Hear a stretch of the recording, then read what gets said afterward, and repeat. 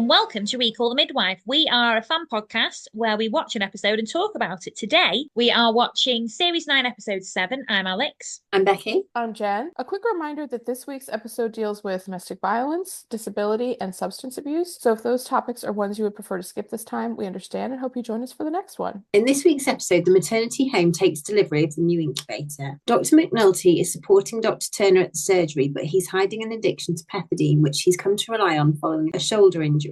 Yvonne Smith is admitted to the maternity home, which is welcome relief from her violent husband. But Dr. McNulty's addiction starts to affect the level of care he provides. Sister Frances is forced to step in, but is burdened because she doesn't know whether to voice her concerns. Trixie supports Marion and Stuart Ermsby, who are expecting their first child. Marion is blind, and her sister Beryl reports her to social services because she's concerned that she won't be able to care for the baby. Val is finding it hard to visit her gran in prison, and Cyril and Lucille volunteer to help Phyllis with the cubs to lighten her load. Can I just say something really quick? The last few episodes I've listened to, we've recorded and that I've edited, in both the synopses, I've left 2 mistakes in both, so I just want to apologise to everyone. I'm not going to go back and change them, but it's just basically us repeating them, and I thought, how have I missed that twice? And I think it's because I'm like saving something, going back, and it's not saving it properly. So just, if you've noticed that, I really apologise. Yeah, I think those are the only 2 times where I thought, oh, Alex didn't do that edit.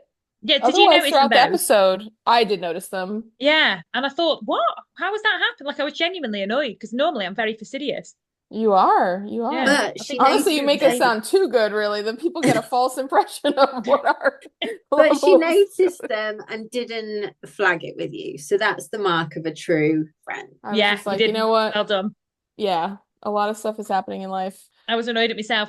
But it's not normal. So I thought, what's happening? So that's the only thing I can think of, that it's because it hasn't saved. So I'm just going to have to make sure I do it in one go, kind of thing. Yeah.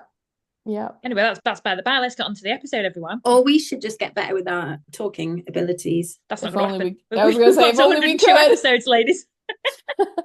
We've literally done this 100 times. I think we've reached a plateau in terms of our skill level. I'll tell you what, though, I don't want to listen to number 1 again, because obviously it was just my husband editing then, and I'd be like, oh, just edit this bit and this bit. I wasn't getting rid of breaths and like wheezes and laughs. Before I talk, like when we're doing the opening and I'm going to start reading the synopsis, I'm really conscious of how I'm breathing and what noises I'm making. But then that just makes it worse. You do a noise a lot that I get rid of. You're welcome. Oh my word. Have you seen those TikToks where someone's edited a podcast and they basically just do all of the like and all of the noises? They just have that. Oh, do that. We could make ridiculous amounts of TikToks. Yeah. We could have a whole other revenue stream. Like, breathing. When we're breathing in from laughing. We do a lot of breathing in from laughing. And I'm doing it right now. I know you're gonna have to edit this all out. I'll leave that in so they can show you how I'm saving you guys. Anyway. Oh, well, this episode was a tough one. Sorry, we've started off so light, but now that we're gonna have to talk about it, like, dear. Oh dear. Wait, I'm not. I was gonna do a joke being like, this is my favorite episode, guys. Oh man. I didn't hate the episode, but should we talk about the Ermsbys first? Because then we can talk about So Stuart Ermsby. Who's Stuart Ermsby? Do we recognise him, Jen? Oh, Derry Girls! Yeah, it's James off Derry Girls. And he doesn't seem old enough to be playing a father.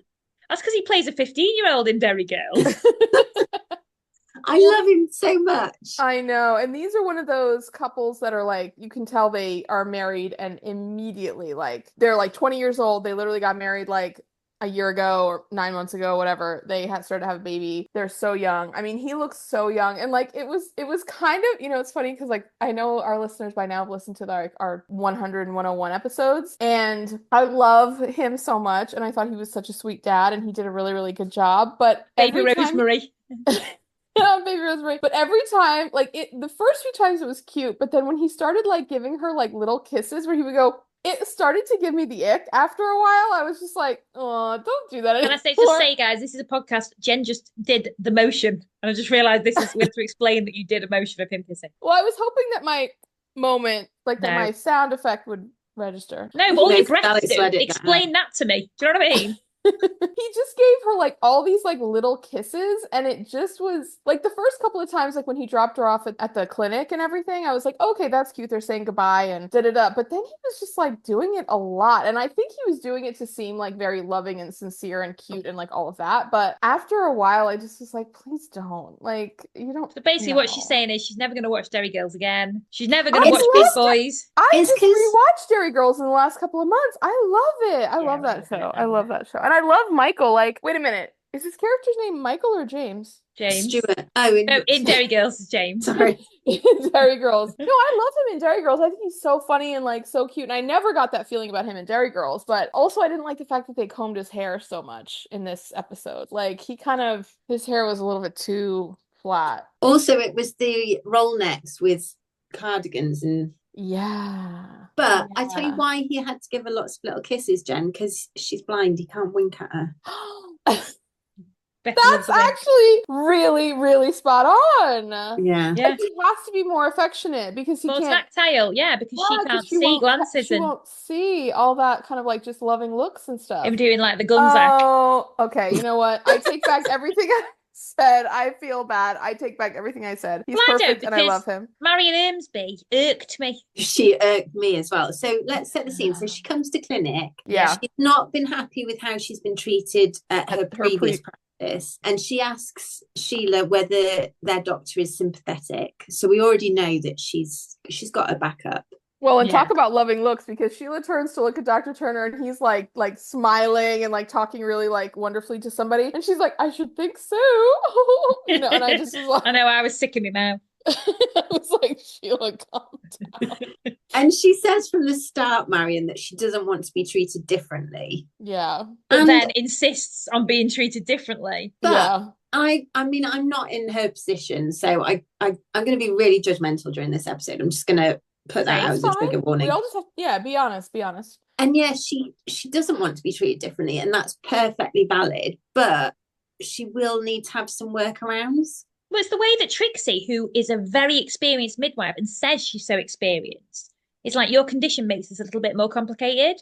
And Marion says, no, it doesn't. Well, I'll tell you what, who knows more about birth here, you or Trixie? Like, you know more about being Yeah. blind, but she knows a Yeah. hell of a lot more about having a baby. And she was like, well, you know, even all new mothers find it very hard. Loads of new mothers find it really hard. It's a big adjustment. She's like, I can do it. And she's a bit like I get that she's been very independent. I get you've got to be when you're blind, you've got to navigate around and everything. Yeah. But she's just, can we just talk really quickly about Strictly Come Dancing? Okay. It is relevant, I'll tell you, Jen. So there's a dancer this year. So you know they have celebrities who come on. So it's the Dancing with the Stars. Strictly Come Dancing is the UK version. I think the UK one was first. I think Anyway, so. Then we've got a dancer this year for the first time ever who's blind, and he's a stand-up comedian. And I can't tell you how much it makes me cry every time I watch him. It's amazing. Like, he's so brilliant. And it's all about like how they've had to adapt to the training. So the trainer's never trained anyone like this before, because she has to do it with a lot of touch. She has to show him how he moves with the legs and stuff. It's honestly fascinating. Yeah. I'm just obsessed with blind people at the moment. So is my daughter. So this episode couldn't have happened at a better time. But like, I've been trying to see how people do stuff. And like, you know, when she was saying about a handbag, she has a handbag. Yes. She has to know where everything is exactly. You can't move stuff in the home because everyone needs to know exactly where it is. That's what they're doing in the training. They have to set it up exactly like the dance floor on the night, because they can't have extra bits and stuff. So it was just really, really interesting. But if you do get a chance, you could watch. This is to all Americans as well. Watch Chris McCausland and Diane on this current series of Strictly Come Dancing, because honestly, it is outstanding. He's like climbing up stuff and all this, and it just goes to show you that like he's not let it hold him back. It's just amazing. Put a link to a YouTube clip of them dancing when this episode goes live, so that our listeners can click over and see that. And also, I'll just say to you guys' point, and this is what I thought about with Marion. It's Marion, right? Yeah. Sometimes having something the same as everybody else is not actually equitable and fair for you. Yeah. And I think that's where she's kind of taking her stance too far, like just too far. Like, she wants. We know there's a reason why she's got an extra too far stance as well, though, don't we? Yes, and we do find out that, you know, more like as soon as she has her like first visit with Trixie, and hit that, because basically her sister comes in and you're like, oh, now this explains everything. But her stubbornness makes sense, but it's like, Marion, you're not accounting for the fact that you genuinely have a need for something different. When she said about finding things in a handbag, though, can I just say I can never find a thing in my handbag. Oh, me neither. I'm always amazed by pickpockets because they can always find someone's purse or someone's phone. I can never find those things. I mean, you've got a fair point. Like maybe they've got like maybe it's like theirs isn't blindness, but you know when you've got like an extra sense. Yes.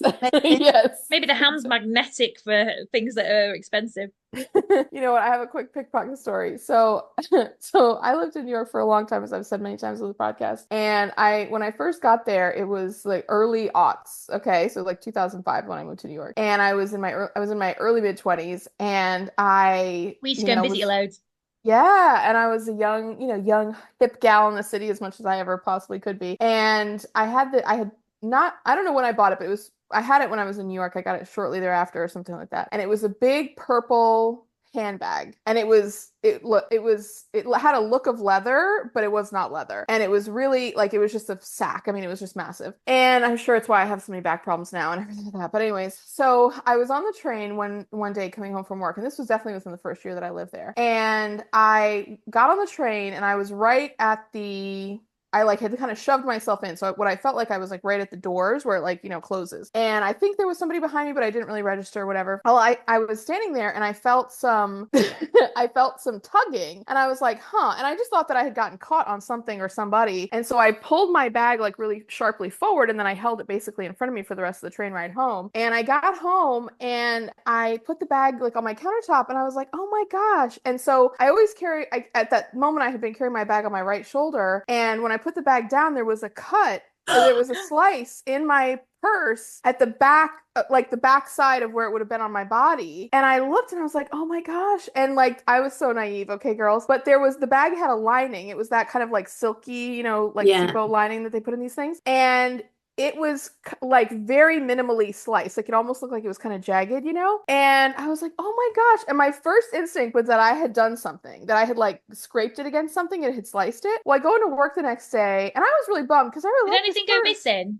No, I looked inside and I you saved, Well, and this is the thing, I was afraid that something had fallen out and that I had sliced it and I had lost something out of there. So I go into work the next morning and I'm talking to my friend, and you both know who this guy, and he'd been in New York for a long, long time, like decades. I've never been in New York, Jen, and I thought, what the hell are you thinking, Jen? Someone's trying to steal something out your bag. I know. I was so naive. In some ways, I guess I can be naive about things. But I mentioned it to him and he was like, oh my God. He's like, someone tried to like slice your bag and steal your stuff. And he's like, that cheap lining really saved you. And I have thought about that. I will never forget. The shade. But it was so sweet coming from him. Like he was joking. I knew exactly his intention in saying it. But he was so right, because when I tell you, I think I bought that bag at H&M for probably like, I don't know, not $10, but like it was like a $15 or $20 purse, because I was not spending a lot of money on things like that, and I felt like a real big splurge when I got it. But anyways, I mean, I don't know what he would have found in there, because that bag was just a heap. I mean, everything was just in there. And mine would have been sanitary towels. I don't know why. I just seem to have thousands of them. Like really old ones that I'd never use. Well, the other day I was cleaning out my purse, and I don't know why, but I was taken to like throwing receipts just loose into my bag, which is a horrible thing to do. So then I have like 45 crumpled up receipts, and they all end up coming out like a long, like just crumpledy string basically. And then I found like Mentos, like 3 just like loose Mentos like flowing in there, like random things if I visit my nephews, like little toys or God knows what that they give me, it's a mess. To be honest, I don't really go out with a bag anymore. I just take my phone because I pay for everything on that, and that's it. Oh, see, that's smart. Yeah. Well, listen, I mean, I don't want to get robbed, and I don't think I will anytime soon. But I think mine's a freedom thing after having to carry around nappies for ages and snacks and bottle. You know what I mean? Blech. Oh yeah. Anyway, should we get back to the episode? Yeah, nice. So Sister Hilda also makes a comment, because we're going to come on to Yvonne Smith, because obviously we mentioned in the synopsis she's got a violent husband. But when Trixie's voicing her concerns about how Marion's going to cope, Sister Hilda makes a comment that like she compares the two, and she says, oh, it's so difficult because Stuart and Marion are held to higher standards. And I thought, no, they're not being held to higher standards. They're being held to the same standard, but it's just harder for them. Yeah. What do you mean? What does that mean? They're being held to a higher standard. I don't get what she's saying there. So basically, she's basically saying that Yvonne and what was her husband called? Vic. Vince. She's basically saying Vic. Oh, they shouldn't be allowed to have a baby either because he's so violent. Vic and Yvonne are horrible parents because of the situation that they're in. Oh. Whereas Marion and Stuart are loving, but obviously it's harder for them. So they're saying that they're being held to a higher standard. But I'm like, I don't think they are being held to a higher standard. I think they're just being held to the same standard, but they've got to go further to get to that. I think what's annoying about it is they're told so many times they can accept help. And this is before the whole Beryl thing. And I know Beryl's a sister. So Beryl, a sister, comes round. What were the pills that Beryl was taking? Contraception. Was it contraception? Think Beryl had her own issues because from their upbringing, their parents died young. Yeah, so because Marion makes a comment to her like, we don't all want to have to take a contraceptive pill. Yeah. Well, and also maybe Beryl makes a big thing of throwing it away. Well, maybe also she was not wanting to do it because she brought up children already because she was the oldest, because she basically brought up Marion. But also, they were saying it's a hereditary condition, and now she realises it's not the worst thing that could happen, her having a blind child. Yeah. Oh. But I do think with Marion, like it was always gonna be trial and error to find, once the baby got there, she was always gonna have to work out how she was going to work, it was going to work best for her. Like, where was she going to bathe the baby? Where was she going to change the baby? Like, oh my God, when she knocked that plastic baby's head on the table as she was like picking up the bar of soap, I was just like, oh my goodness. So Beryl's her older sister. She goes and tells social services. So then social services are 100% involved. And Marion takes it with really good grace by screaming at their door to no one come in, and no, you're not coming in. I mean, she does go too far because she tells social services that she's an unfit mother, which we don't know at this stage. Well, and Trixie's right. She hasn't even had the baby yet. Like, you know, give her a second. You know what I mean? Yeah, and they have to tell social services as soon as the baby's born. And but then Trixie, so Marion says to Trixie, can they take it? And instead of saying Trixie being like, we're not there yet, there's loads of things you have to go, she's like, I'm afraid they can. You're like, what? Do you know what though? If it was my sister, I would have said, right, let's live next door to each other. And then you're like on hand. Yeah, but Beryl's annoyed because she is trying to talk to Marion, and Marion's just like, leave me alone. I know how to do everything. I will say, very frustrating. Marion, she was tenaciously independent, I've put it, but really she was frustratingly trying to be independent when she didn't need. But also what annoyed me about that was she wasn't independent. She was putting it all on Stuart while he was working as well. Yeah, and then when he was, I mean, everybody in the world makes the joke that they're glad to get back to work for a rest. She took such huge offence to that, and I was like, poor Stuart, like he is going above and beyond the typical, and not that he deserved the awards for this. I would have left too if I were him. I would have been like, you know what, I need to go get a little treat. I need to get out of here and take a break. Yeah. Like, this is burning me out, man. And actually, he was so good because at one point he does just say, I need to go for a walk before I say something I regret. Yeah. So he is the most patient man in the world. Oh, girls, I think you guys got some scenes I didn't see. Because the whole contraceptive thing. This is where we get an email being like, no, that's not true.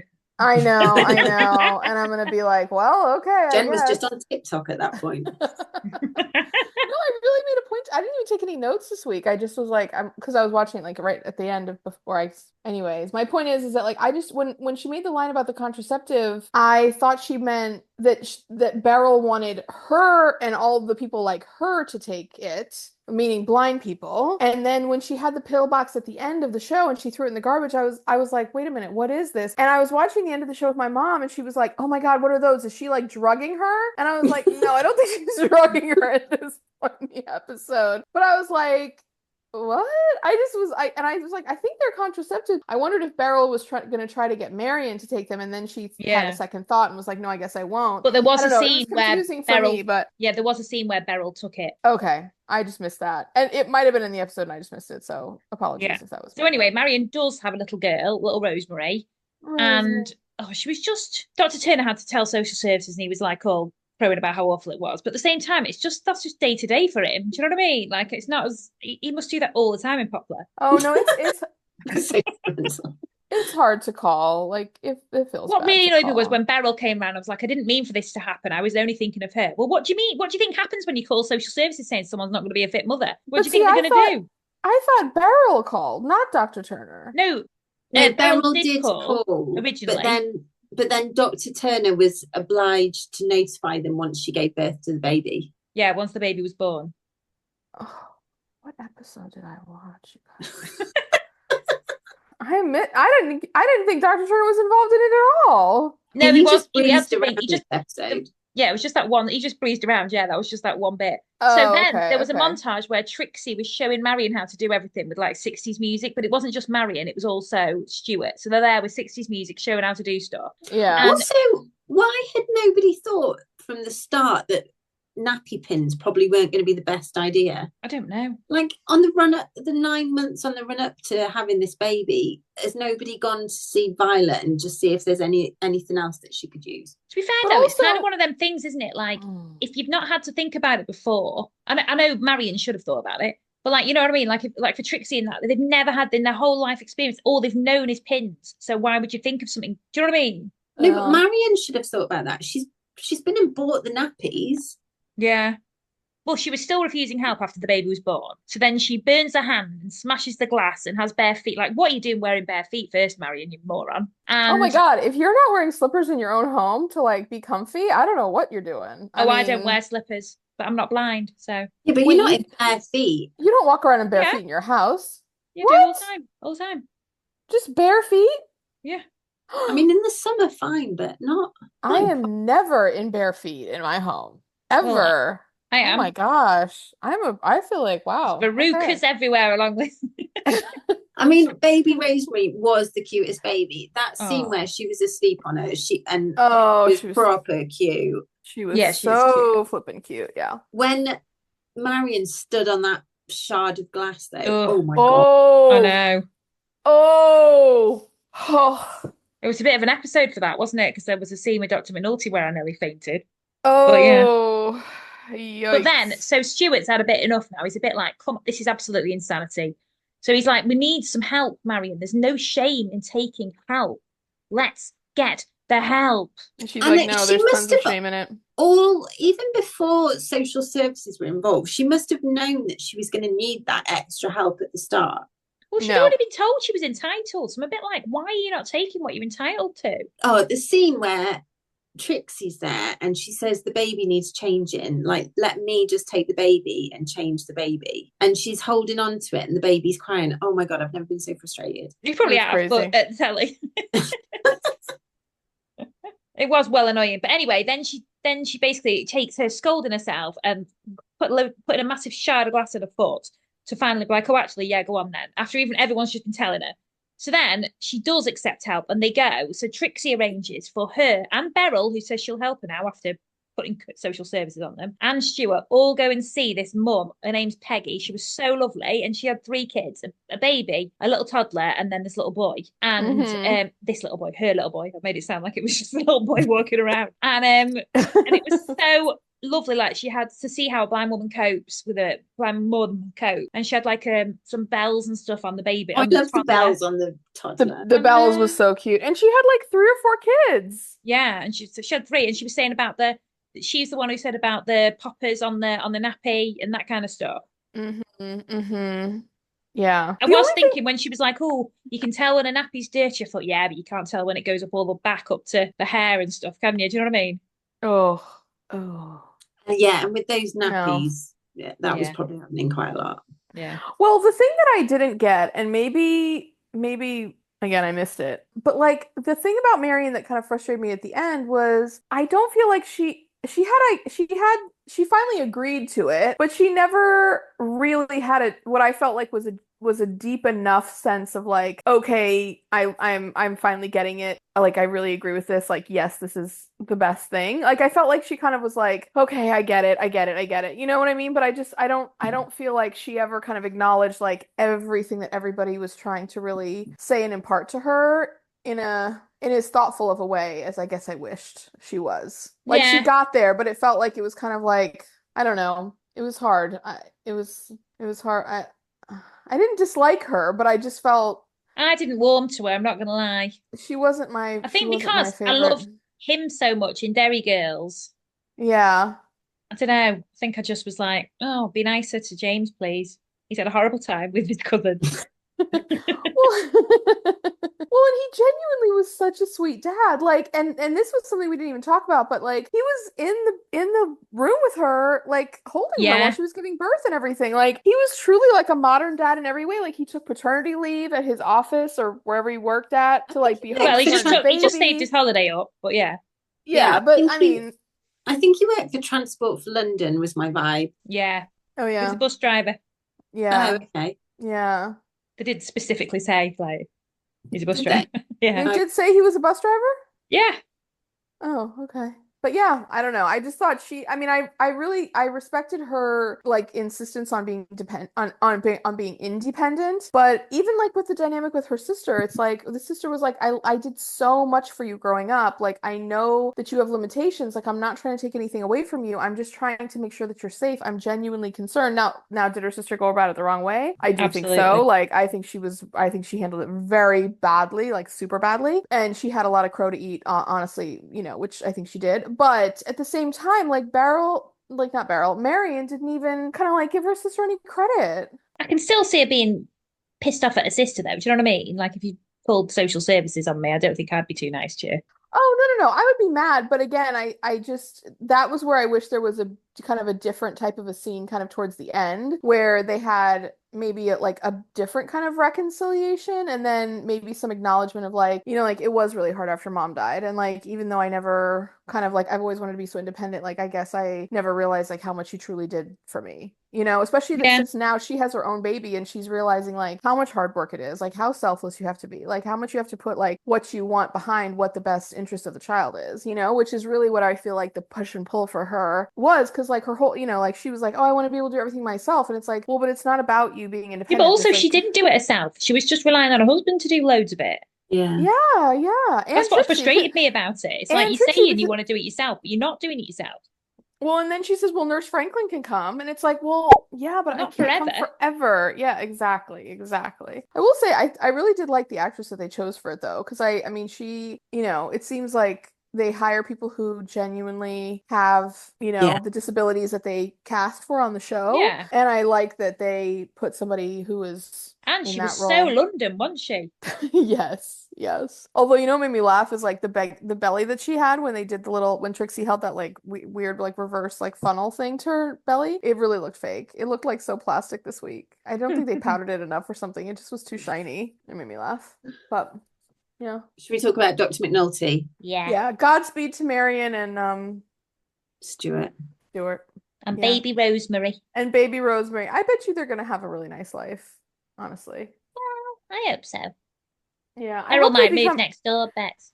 Yeah. I know. I hope Also, I'm he glad. becomes good friends with that lady. Also, I'm glad for Beryl Yeah. because Beryl's obviously held back. Like she's got her own baggage from having to raise her siblings. Like I'm glad for Beryl that she's been that contraception.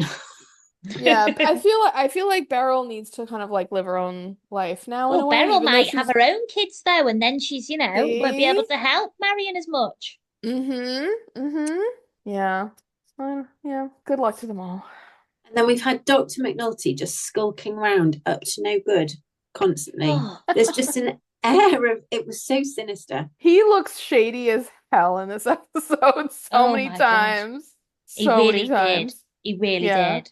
I was like, and Miss Higgins 1000% knows he's up to something. One She is swallow not. does not a summer make. Well, Also at the start, like him and Sister Frances are working together quite closely. Yeah. They deliver an unknown baby and they're walking back to Ninata's house and hang on 1 second about that baby. The mum says, Doctor, if I wasn't trussed up like a chicken, I'd give you a great big smacker. Oh, I thought she was talking about the baby. No, she was saying to the doctor. It was weird. Oh, I thought she said if I wasn't trussed up like a chicken, I'd give him a big smacker, meaning like I'd kiss the baby. No, she was saying doctor. She said doctor first. Oh, because why I thought that was weird though, is because then my brain was like fried this morning. Okay, so then when what I thought was so weird about it was that she said that, and then Frances hands her the baby, and I'm like, oh, but see, she is gonna give the baby.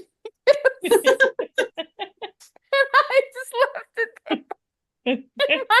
This is like baby Stephen. When we were like, they had a baby called Stephen. You were like, what? Oh my God, you guys, sorry, like just to go back, I went back and listened to that episode. When we talked about that, I was so confused. Like we were like you were like I was like, wait a minute, I thought they didn't have any other kids, and you were like, no, that's like the amount that like I specifically, but like, and then I was like, wait a minute, who's Steve? I just was like, oh my God. I was out of it. I was out of it. Something happened to me. Anyways, apologies to our listeners. Sorry, carry on, Bex. Yeah. Well, when they're walking back to Nana's house, Dr. McNulty wants to stop it and get fish and chips. So rude. Sister Frances says she can't eat in the street. Okay, they're literally outside Nana's house. Yeah. He just buys himself fish and chips. Why did He's he like, not well, buy... I can. Yoink. Well, why did he not buy chips for the table?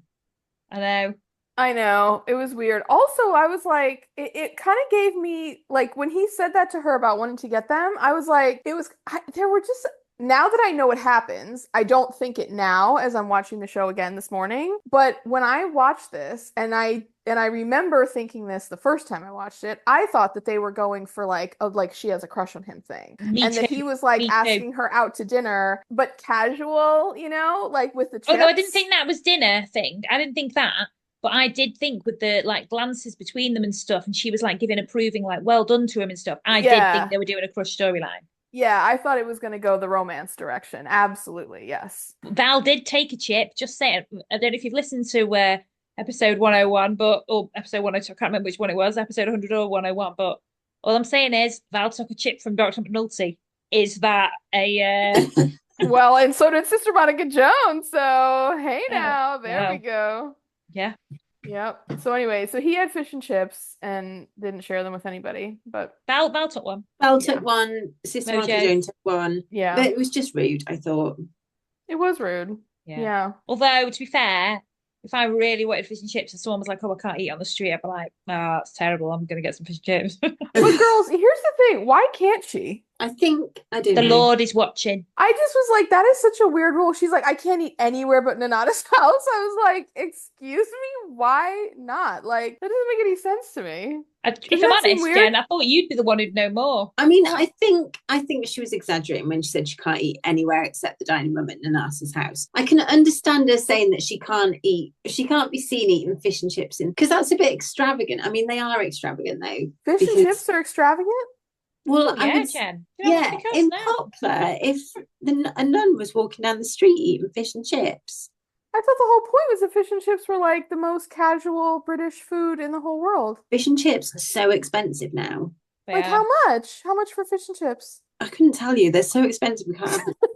I had They're so expensive. I have no idea how much. How much? I don't know. Your husband went and got it. But I think it's like £9 for a fish and chips or something now. Oh, okay. I get that. Yeah, I get that. But still, yeah, I don't know. It was weird. I just thought they were like, I don't know. We're burying the lead, girls. We're talking about like all the wrong things. He eats the chips, but here's the thing.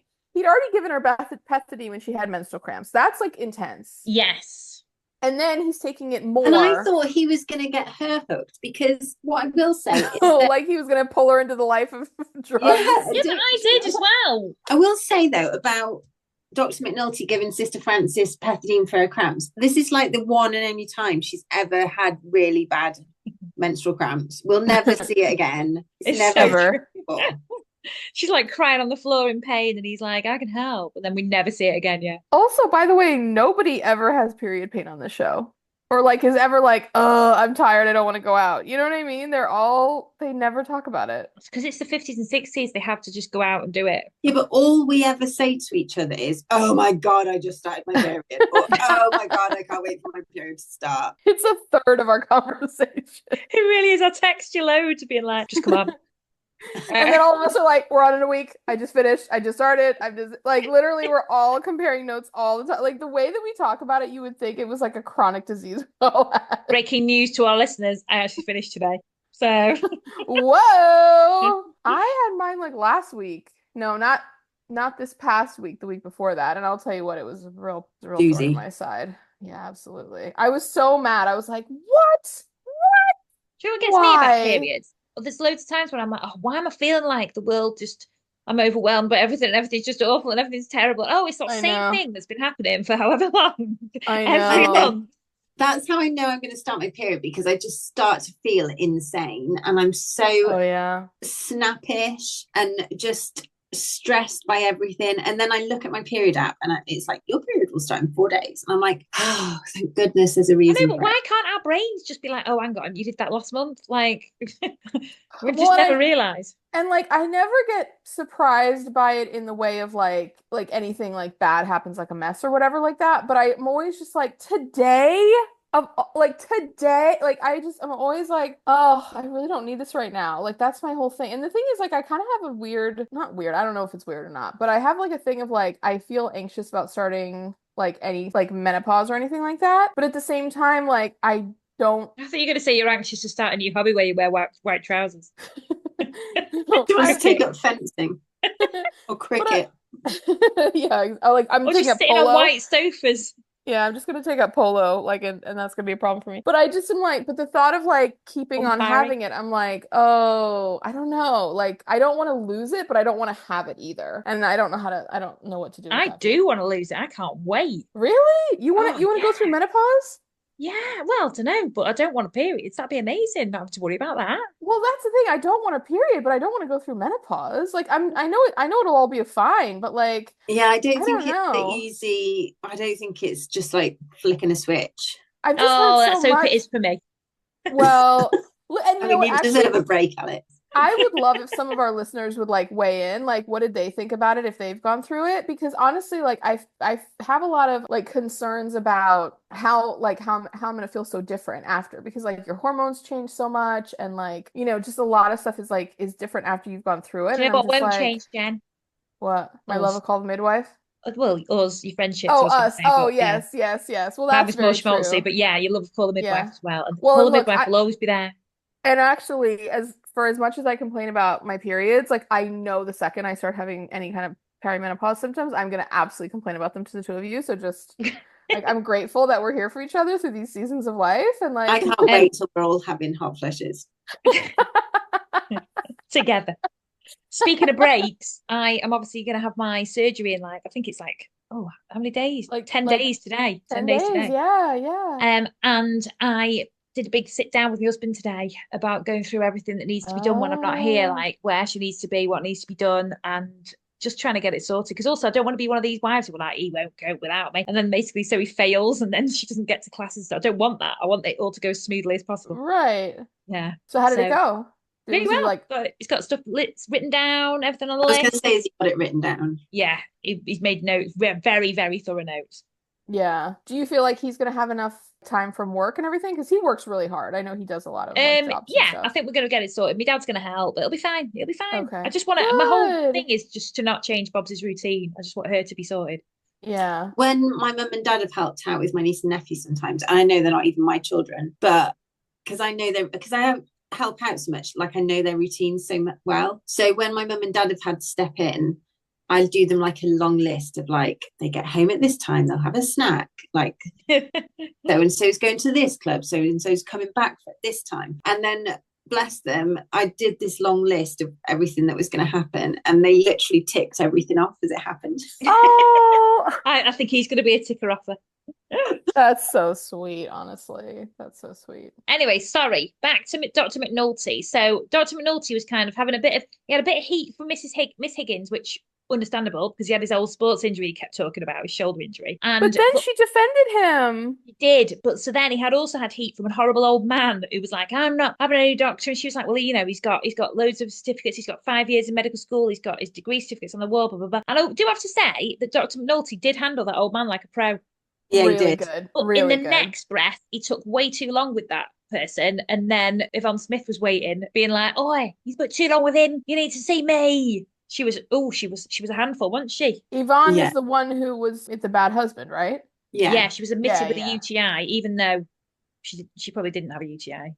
So it was her first baby, wasn't Oh. it? I presume so, because I don't think she'd be happy leaving the other baby, would she? I think she'd. No, she wouldn't be leaving Yeah, I anyone thought with it. she had other kids, but then as it went forward, I was like, no, there's no way she's got other Yeah, kids. one was Because called especially how Stephen. well, especially how it ended. Hey, be nice. My brain was not working that day or today actually. So Well, I do have to say, Yvonne's husband Vic came in very drunk and smoking in a maternity home. I did quite like his acting there, guys.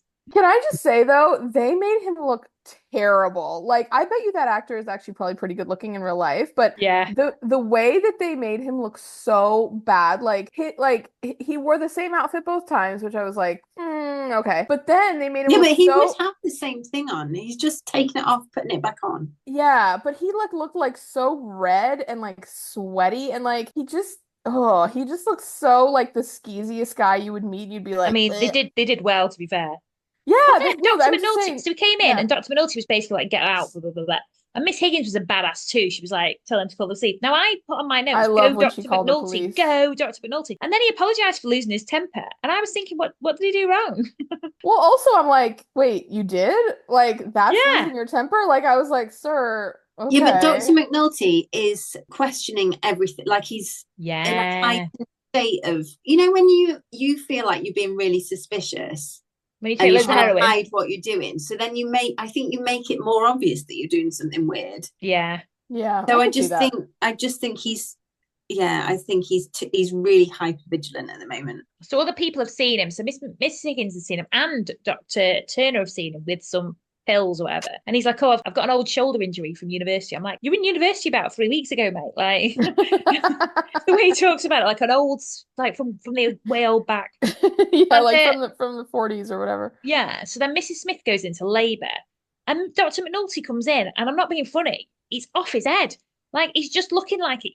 I feel like he's like one scene away from putting his hand in front of his eyes, being like, "Woo!" Oh, well, can Like, we just say Sister Francis has prescribed pethidine to somebody for pain relief, obviously, yeah, because it's a maternity Yeah. home. He's then taken that pethidine, not given it to the person and he's yeah. written the book because See, she's that's what obviously, I was wondering. Did he take a double dose and then up it to or did he just not give it to the lady who was in pain? I think he didn't give it to her.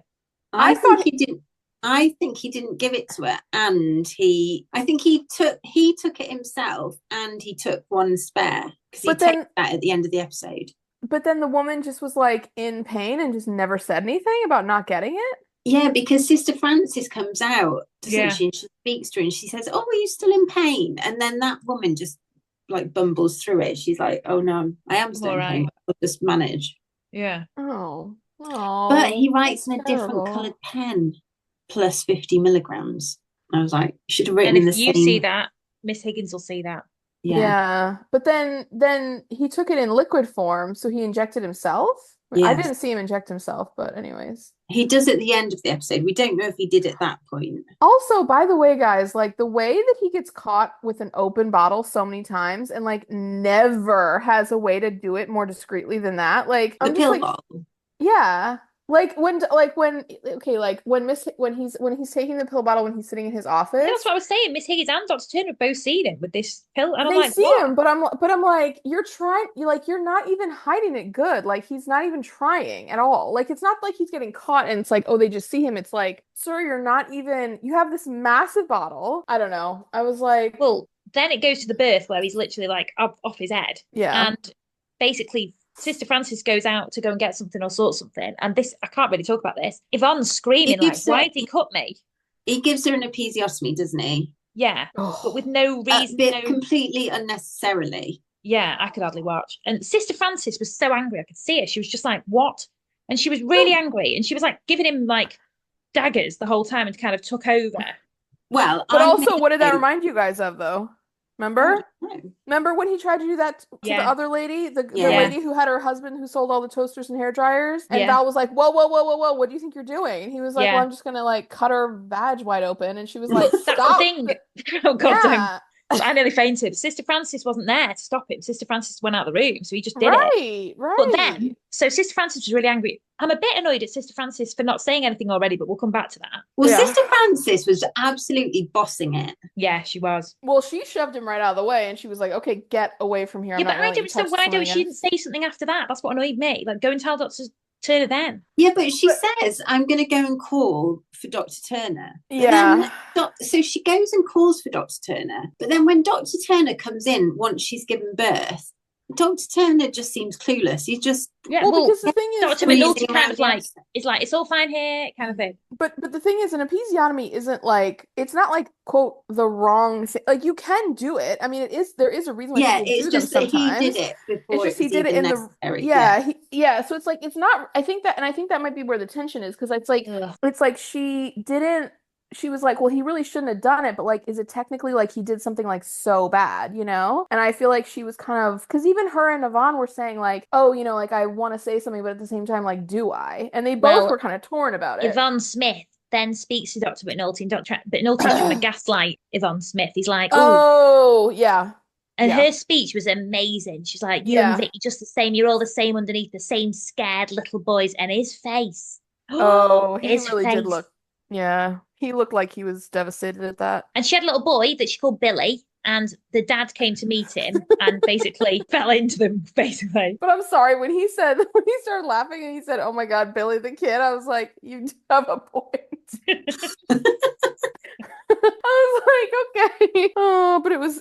I mean, The he way was Dr. horrible. Turner Like the handled husband was it compared horrible. the way that Dr. Turner handled that man turning up compared Way to the way better. Dr. McNulty did. Well, the thing is, it's just experience, isn't it? He was like, oh, Yeah. congratulations, Mr. Smith. If you don't mind, I just need to examine your wife, kind of getting her away. And then Yeah. they did arrange for Yvonne to get away to Margate, which I loved. Yeah, to go and Yeah. stay with her aunt, who, Yeah, Well, when hopefully her aunt permanently. came to get her, was in the background looking like Margaret Thatcher. she was. Well, yes. Yes. I'd have been Yeah, like, I'm not coming with you.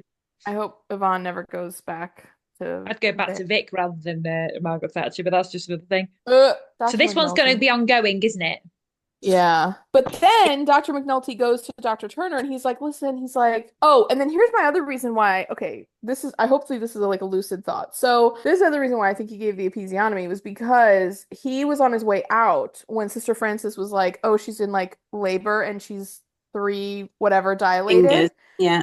Ugh. Yeah. And I think he was like, I mean, he said to Sister Frances, I just didn't want to see her suffering, and I thought it would make her the second stage of labor go faster. But I'm like, babe, you wanted to get out of that delivery room faster so you could go buy drugs on the street. Like, you know, that's what I thought. Because Well, and I just thought it was because he was a bit like, I need to get this done because I'm just not handling it because I'm on drugs. because to me he seemed kind of like he was starting to like kind of spiral out, and then he was on his way out of the clinic when Sister Frances stopped him and he was like, oh really, can it wait, like she's gonna deliver right now? And she was like, yeah, no, she needs to No, I deliver think like it's because he was too off his head. I think he thought, oh God. oh, because see, I thought he didn't have enough drugs, and then that's why, and he was starting to like feel the withdrawal. Oh. And then when she said the thing about the pethidine, that's when he was like, okay, he's like, well, listen, he's like, if I can top up now with the pethidine that I'm gonna like redirect from this woman who legitimately needs it, then I'll try to deliver the baby. And then he's like, but that will only last me X amount of time. Because you know, like people who have these issues, like they could do all this insane like drug math in their Right. head of like, you know, whatever. And then he like was like, okay, I'm gonna, because you know, labors can last like hours and hours, right? So then he was Yeah. like, okay, well, I'm gonna cut her and then she'll deliver the baby and then it'll all be done. And then he went, and then he still didn't have enough. So then he went to go see Dr. Turner and was like, you know, my shoulder's really bothering me. Can you give me some pethidine? And he's like, well, try codeine. And he's like, oh, that doesn't even touch it. He's like, well, no, I'm not gonna give you pethidine, like figure something out. And I thought, and at first I thought it was genuine, but then I thought he was lying about the physio because remember he said like, oh yeah, I made an appointment with Yeah. physio, and I was like, oh good, but then I was like, no, you didn't. You're clearly just lying to get what you want. And do you know who'll find him out? Miss Higgins. Yeah. Well, Sister Frances has now spoken to Sister Monica Joan, and she's basically kind of confessed that she's got like something's bothering her. She's got this secret that she. Yes. Yeah. So I reckon Sister Monica Joan is very intuitive. I think she'll be on the lookout for. I think she'll just shout it out. He's on drugs.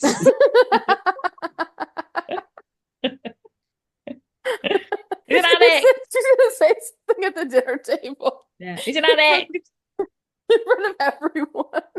Did you like those chips? Not as much as you like drugs. She's like, you know, in 1743, Sir Walter Raleigh wrote, the intoxication of the mind leads to the dangerous libidos of the body. She's like, does that sound like anyone we know? Dr. McNulty? Everyone's like, So this storyline's ongoing. So should we talk about Nurse Crane being dog tired, as we all are this week? Oh my God. Can I tell you, I am never related to her more.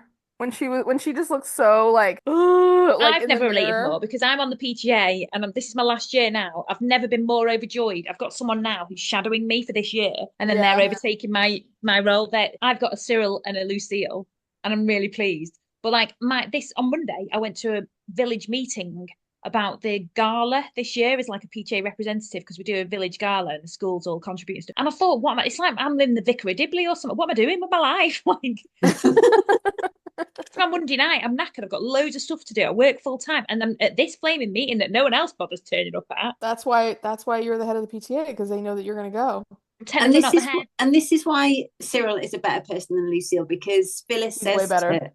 Phyllis basically hints at Lucille that she really needs someone to help her, and Lucille is basically like, "Well, good luck with that." She's like, yeah, I can't think of anyone who could be able to Oh do no, it, but to be fair, she wants to do it, but she knows that Cyril and her don't get a chance to see each other. So I think she thinks, well, I need to make time for him because they are struggling to see each other. So I do get it. And then he's just yeah, so lovely. He's like, let's do it. It does remind me of me and my husband because we do all the PTA stuff. Like I've signed up for it, but then I make him do so many things for it because he's a graphic yeah. designer. So he does all our posters, all our newsletter, everything.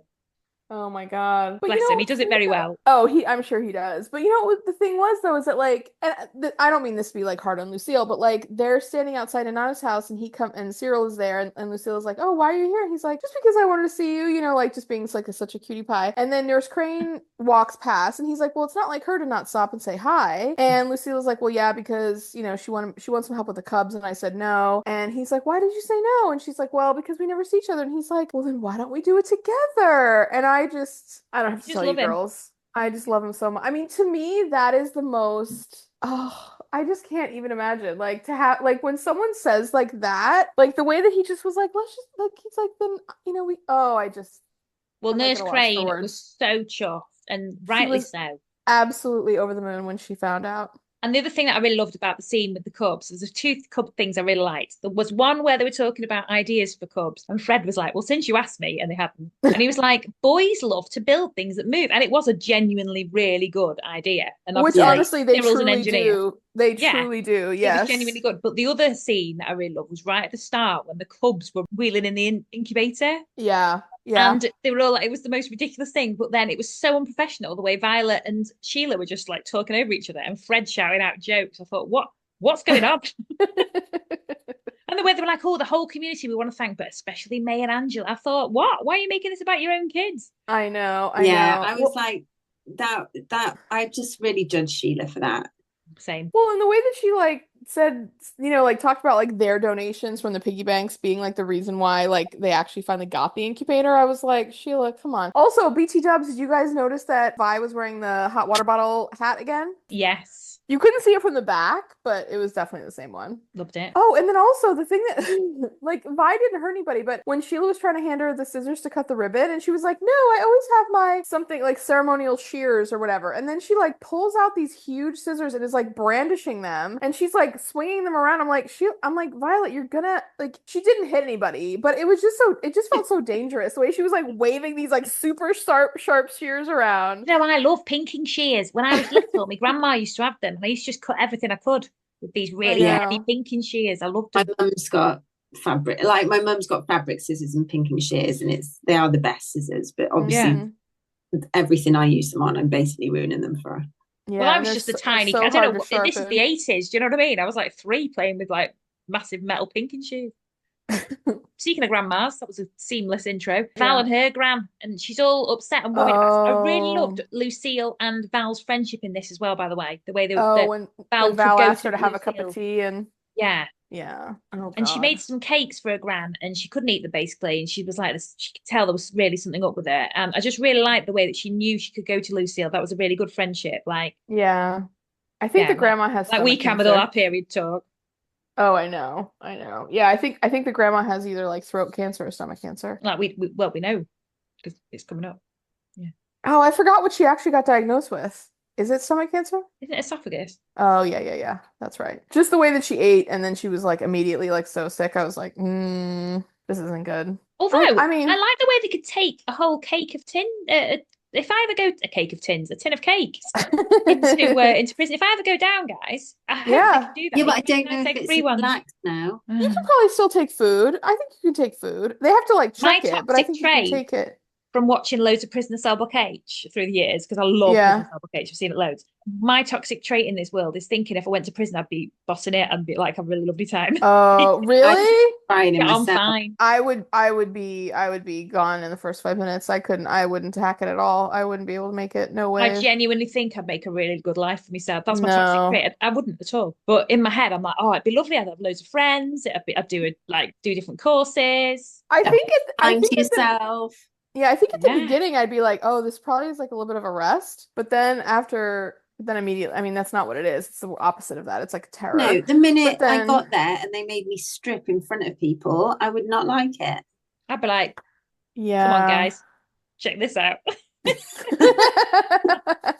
And they're just like, it's all the women officers, by the way, and then it's all the Thing we've is, seen I'm a before. bit shameless in that kind of respect, because whenever I think about stuff like that, I'm kind of thinking like they've seen worse. Like, I'm not saying I'm the best, or maybe I am, but what I am saying is they've always seen worse. You know, when people get embarrassed in front of doctors, I'm always a bit like, well, you've seen what they've definitely seen worse. Well, but you're saying that, but like in practice, I don't think you're that kind of person. I've had to strip off. I think maybe when I was having the baby or whatever, you get so used to showing everyone your vagina that you kind of just lose the shame of it. Yeah, Like, maybe. I've got to be naked for this operation. I was like, why do I have to be naked? It's a bit weird.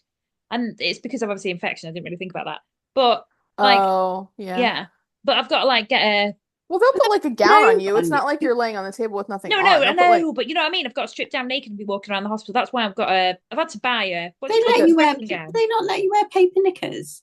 Oh, I don't know, maybe. The Oh. point being, I'm not wearing clothes, am I? And I was just thinking, why? And it wasn't because I was like going to be embarrassed. Like, No, but you're not gonna. No, but you're gonna have a gown on. yeah, I know, but I mean underneath. I know what I mean. But I then know what we're you all mean. I know what you naked underneath. I know what I mean. When you're walking around the hospital or whatever. Well, I won't be flaming walking afterwards. That's going to be another thing, trying to put a bra on with crutches. Anyway, Oh. it's turning into a Victoria Woods get.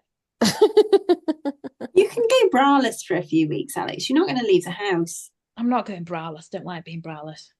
Can I you not will get for the some first little stuff- bit. Get some really soft ones so you don't really have Like to like hook like anything. a training bra. Yeah, You know, just like- get like a stretchy I mean, I one may as well not even wear one at that point. But you're really gonna have like an underwire one that you have to hook and everything? You're just going to be sat there. Oh, yeah, maybe for the first 2 weeks I won't, but Just get like a soft one that has like some shaping, and then you can have the feeling of like something holding you together, but like you don't have to Yeah. worry about, yeah. yeah. Yeah. Wait, how did we get here?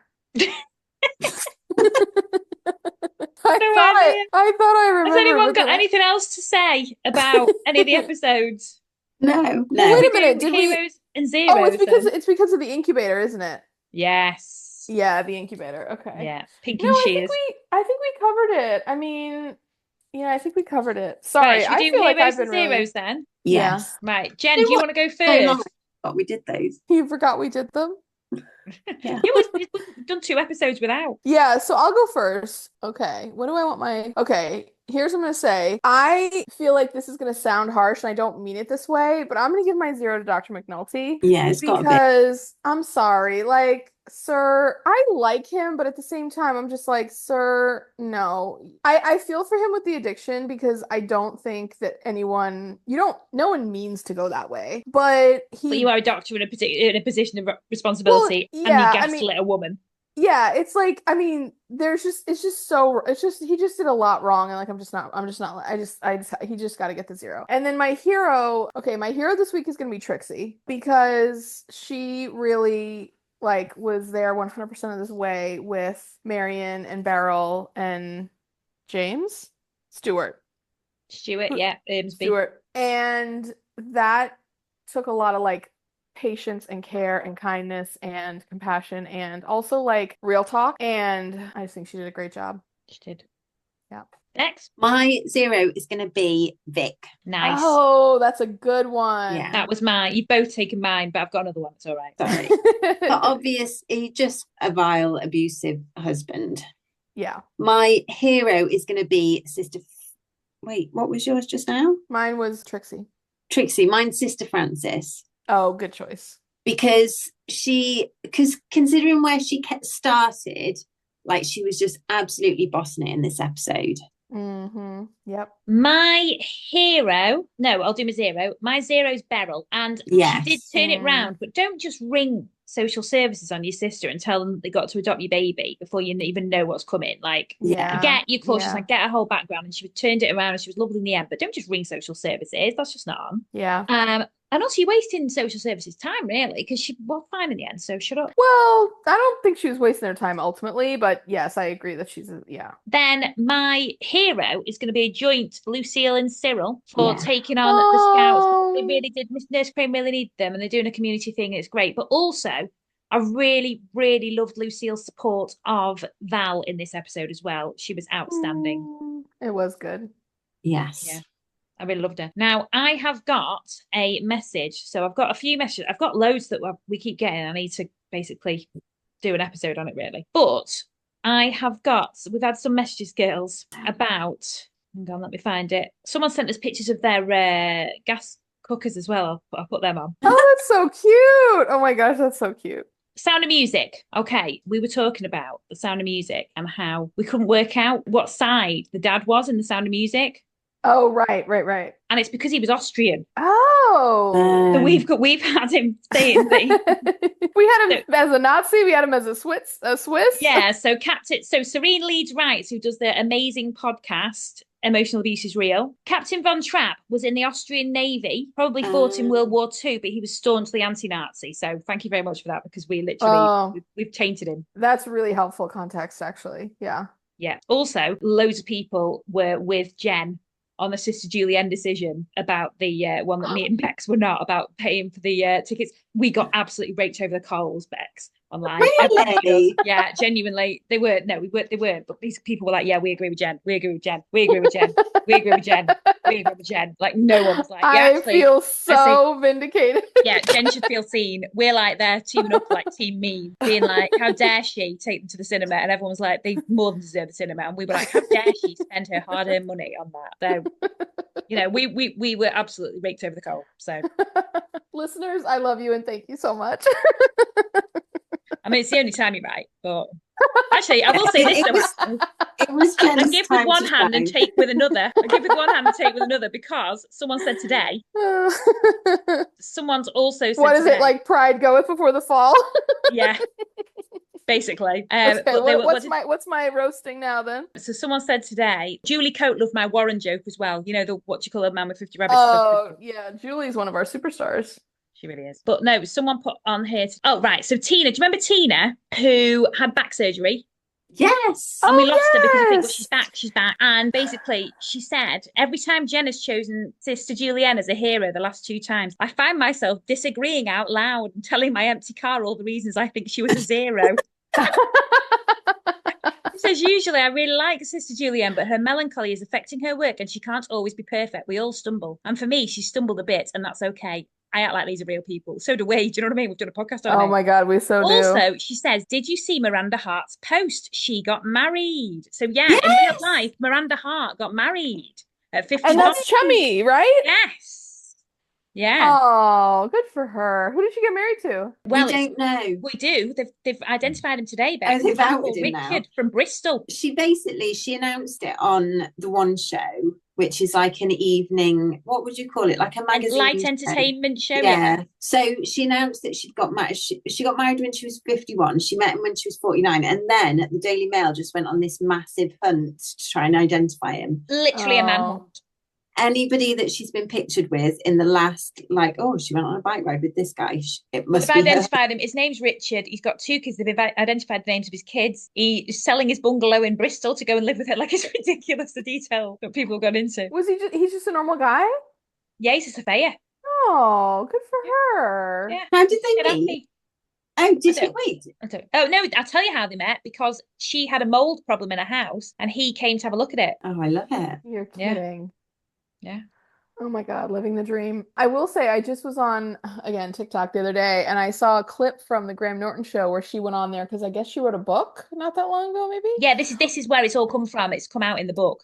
Yeah, and she was on there, and one of the other guests on the show at the same night was Selena Gomez, and she was saying that she was really grateful that she was on the show the same night with Selena Gomez because Selena has talked so openly about mental health and the importance to like take your health, very seriously and everything. And she'd struggled with some mental health issues, and so she felt like that was like something that helped her feel that she should be kind of more open about it. And it was this really beautiful moment between the two of them, and it was so sweet, and like she was so funny and like, endearing about it. And she looked great, and it was just so nice. It felt like seeing an old friend, honestly. It was so lovely. Well, do you know what? I watched that clip as well, and my daughter was there with me when I was watching it on Instagram because I'm a really good mum, and and she was like, "Oh, Mavy Wavy," and Selena Gomez is the voice of Mavis from Hotel Transylvania, Oh, right. and that's her favorite character ever. So she was like, "Oh, that's Mavy Wavy." I was like, "Oh, yeah, it is." Now let me get back to watching my thing. You go and do whatever you need to.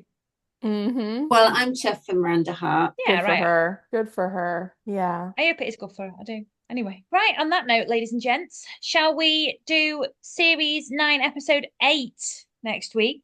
Let's, yes. Yes. So watch along.